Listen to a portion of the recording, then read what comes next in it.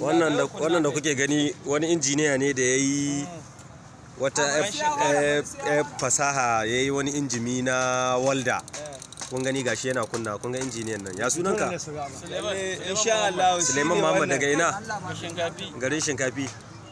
To kai wa ya baka wannan basira, kai wannan kamfani na walda haka? Ni dai wannan bana shi domin da gida farar mutawalli.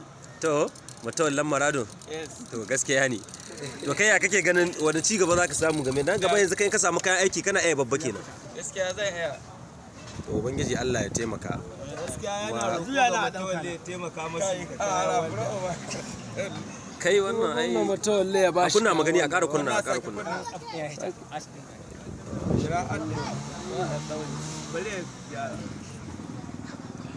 Muna roƙo ga mutawalle